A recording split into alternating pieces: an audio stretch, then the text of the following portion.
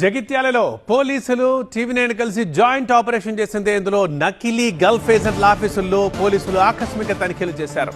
పలు ట్రావెల్ ఏజెన్సీలపైన దాడులు చేశారు. ఈ క్రమంలో 114 పాస్పోర్టుల్ని స్వాధీనం చేసుకున్నారు. అలాగే గంగాధర్ అనే గల్ఫ్ ఏజెంట్ ని అదుపులోకి తీసుకున్నారు పోలీసులు. అన్ని కోణాల్లో విచారణ చేపట్టి నిందితుల్ని కటకటాల్లోకి నెడతామని ప్రకటించారు. గతంలో టీవీ9 ని ఆశ్రయించారు గల్ఫ్ బాధితులు కొందరు.